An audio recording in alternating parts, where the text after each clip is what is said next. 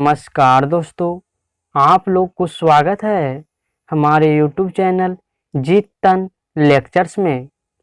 दोस्तों, आशा करता हूँ कि आप लोग अच्छे होंगे। आज हम लेकर आए हैं संपूर्ण क्रांति, जिसके लेखक हैं जयप्रकाश नारायण। पाठ का लेखक परिचय और सारांश समरी, जो आपके बोर्ड एग्जाम में 5 अंक के पूछे जाते हैं। तो दोस्तों, आप लोग हमारे वीडियो में लास्ट तक बने रहेंगे। हम आप लोगों को बिल्कुल ही सरल और सहज भाषा में 100% पूर्णतः समझाने का गारंटी लेता हूं। दोस्तों, हमारे चैनल को सब्सक्राइब करिएगा और दोस्तों के पास इस वीडियो को शेयर करना नहीं भूलिएगा दोस्तों। तो दोस्तों, अब हम शुरू करते हैं लेखक परिचय। दोस्तों, संपूर्ण क्रांति जो है दोस्तों एक प्रकार का भाषण है। यहाँ से भी क्वेश्चन पूछा जाता है कि संपूर्ण क्रांति हिंदी साहित्य की कौन सी विद्या है। तो यह है भाषण। क्या है दोस्तों? भाषण है, भाषण, जिसके लेखक हैं जयप्रकाश नारायण। अब चलते हैं लेखक परिचय की ओर। जयप्रकाश नारायण का जन्म 11 अक्टूबर 1902 ईस्वी को, कब दोस्तों? 11 अक्टूबर 1902 ईस्वी को सिताब दियरा गांव में हुआ था। कौन गांव में दोस्तों? सिताब दियरा गांव में। इनके माता का नाम फूलरानी एवं पिता हर्षदयाल थे। इनकी मृत्यु 8 अक्टूबर 1979 ईस्वी को हो गई थी। इनका मृत्यु कब हुआ था दोस्तों? 8 अक्टूबर 1979 में दोस्तों।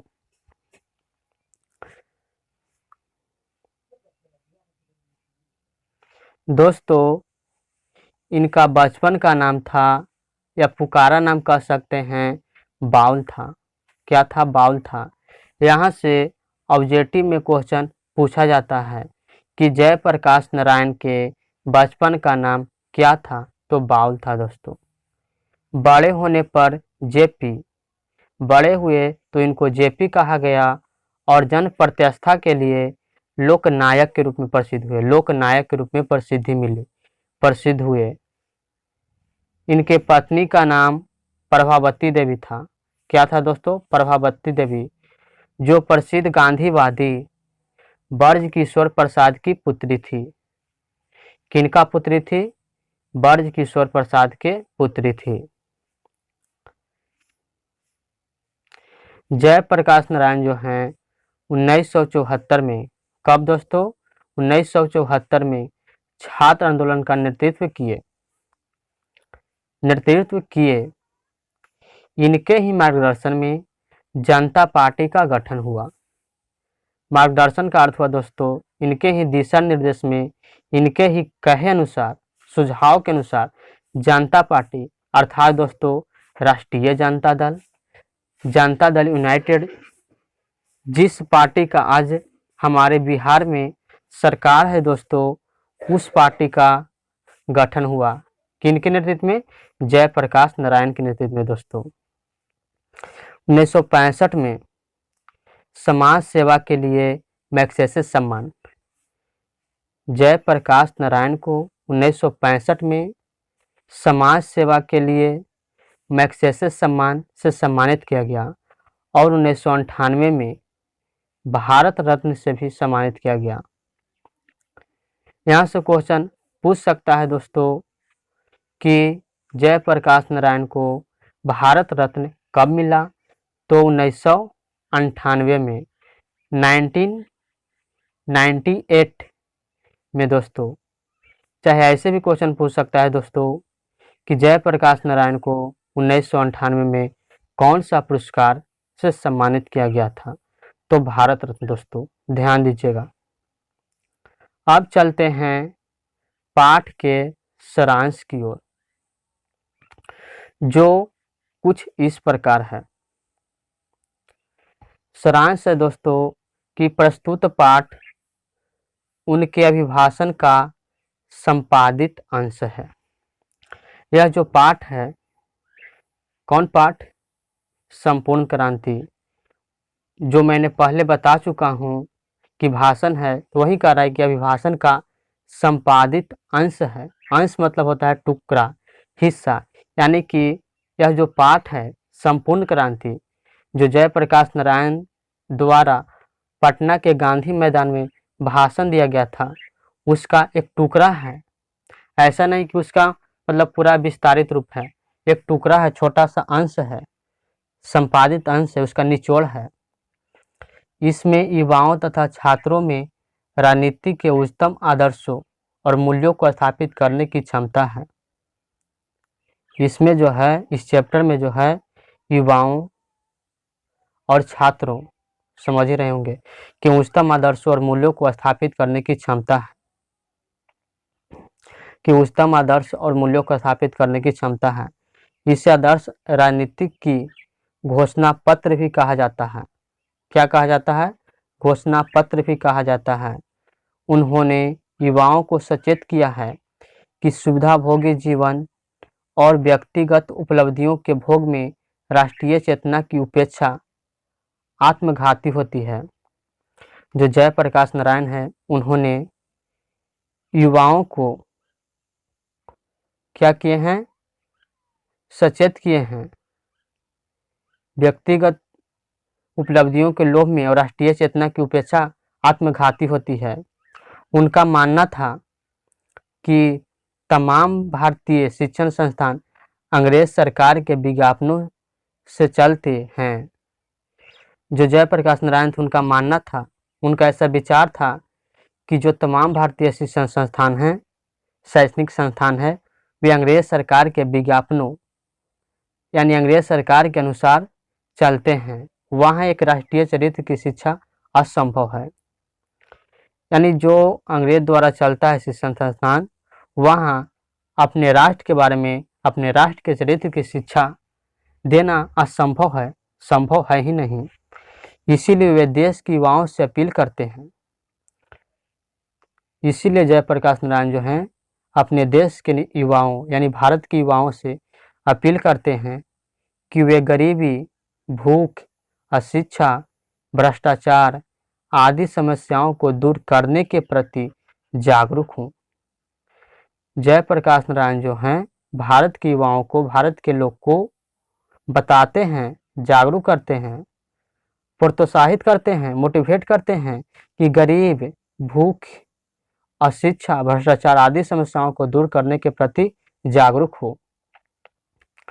संगठित होकर आंदोलन के माध्यम से जनता को सरकार की संवेदनशील नीतियों के खिलाफ जागृत करें। उनका ऐसा मत था। उन्होंने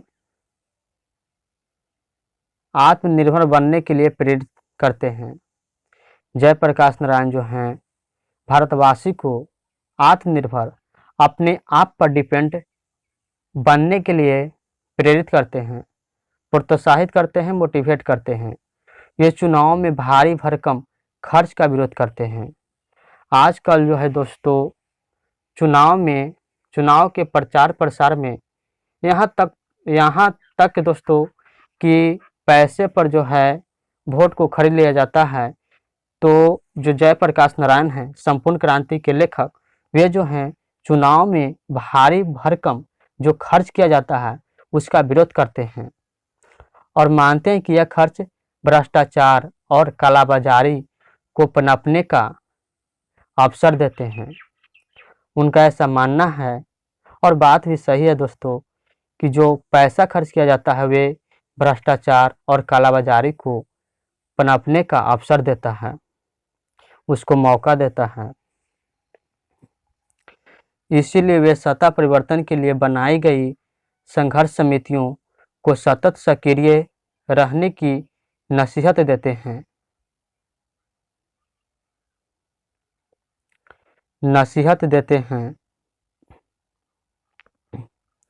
वे छात्रों से उम्मीद करते हैं वे छात्रों से उम्मीद यानी आशा करते हैं कि चुनाव होने की दशा में ये छात्र व जन संघर्ष समितियां जो दल विहीन होगी सर्वसम्मति से उम्मीदवार चुनेगी।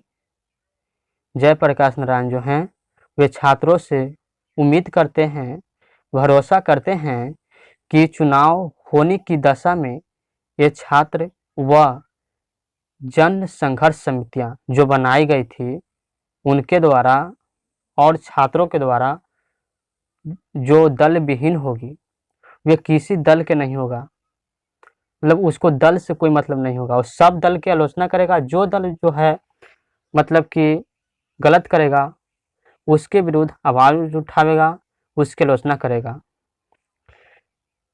सर्वसम्मति से उम्मीदवार चुनेगी, सबके सम्मति से, सबके विचार से उम्मीदवार चुनेगी।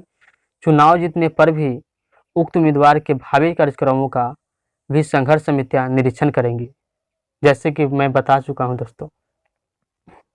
तथा पष्ट भ्रष्ट होने पर ऐसे उम्मीदवार को इस्तीफा देने को बात करेगी। यानी जयप्रकाश नारायण कहते हैं कि जो मैंने और हम सब ने जो जन संघर्ष समितियां बनाई है, वे सरकार बनने के बाद भी अगर वे सरकार पष्ट भ्रष्ट होता है, अच्छा से काम नहीं करता है, हमारे समाज को, हमारे जनता को ध्यान नहीं देता है, तो ऐसे उम्मीदवार को इस्तीफा देने के लिए जो मैंने जन संघर्ष समितियां बनाई है वे बात करेगी, उसको बात करेगी। जो उम्मीदवार रहेगा जो गलत करेगा उसको। इनके अलावा ये समितियां केवल शासन की गलत नीतियों का ही विरोध करने तक सीमित न रहकर, अब जयप्रकाश नारायण कहते हैं कि यह जो संघर्ष समितियां हैं वे केवल शासन की जो नेता जो है वो गलत नीतियों का ही विरोध नहीं करेगा, वहीं तक सीमित नहीं रहेगा। गांव में छोटे अफसरों, बाबुओं और पुलिसों आदि की घूसखोरी के खिलाफ भी संघर्ष करेगी।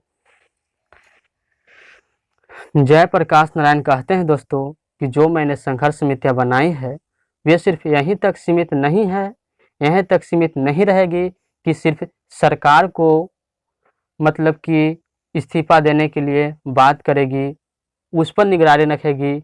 यह यहाँ तक करेगी कि गांव में जो छोटे अफसर हैं, गांव में जो छोटे अफसर हैं, बाबुओं हैं और जो पुलिस हैं, जो पुलिस के अधिकारी हैं, उस सब जो घूसखोरी लेता है उसके खिलाफ भी संघर्ष करेगी।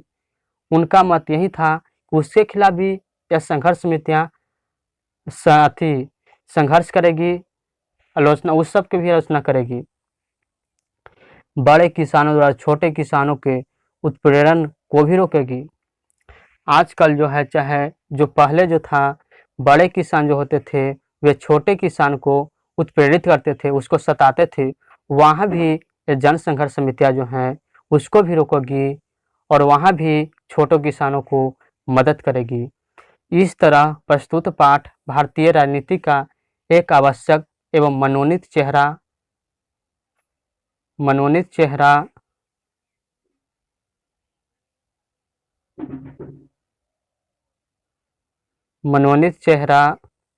सामने रखता है।